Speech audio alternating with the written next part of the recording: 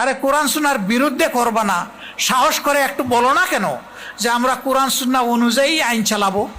রাস্তা পরিষ্কার, বাইয়ে না, একটা হক আর একটা বাতিল, মাঝখানে কিছু নেই, হয় হক না হয় বাতিল।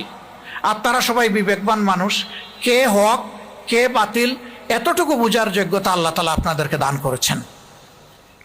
আমরা আপনাদেরকে অনুরোধ করব, আসুন আমরা ন্যায়ের হকের সঙ্গে হই, তাহলে সমাজে ইনশাআল্লাহ ন্যায় বিচার কায়েম হবে।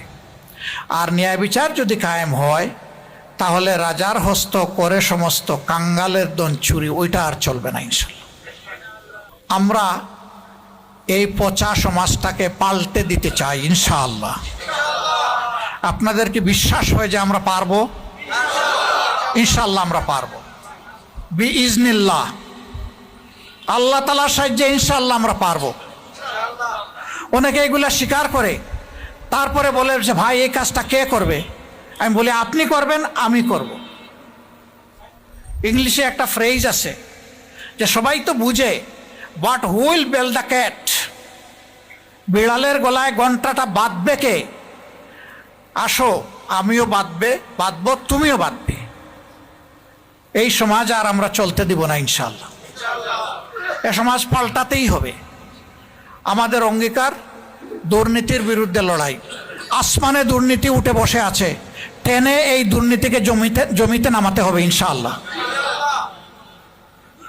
অঙ্গীকার হবে আমি নিজে দুর্নীতি করব না এবং কাউকে দুর্নীতি করতে দেব না, এটা হবে আমাদের অঙ্গীকার। এই দুর্নীতিগুলার সবচাইতে বড় দুর্নীতি হলো 5 বছর পর পর ইলেকশনের মহড়া হয় আর কিছু ডাকাত এসে আপনাদের ভোট ছিনতাই করে।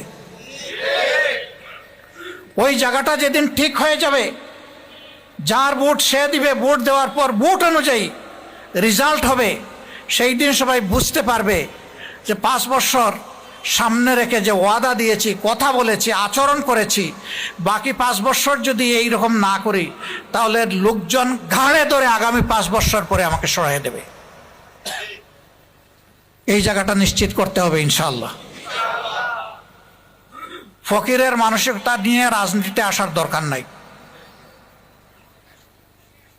ভোটের সময় কাচুমাচু করবেন, পায়ে ধরবেন, দরবেশের টুপি মাথায় পরবেন, হাতে তসবি নিবেন, আর ভোট যাওয়ার পরে আপনার সব চেহারা পাল্টে যাবে। সর্বত্র আপনি শুরু করবেন কমিশন বাণিজ্য এবং চাঁদা খাওয়া। এরা হইল নিকৃষ্ট ভিক্ষুক।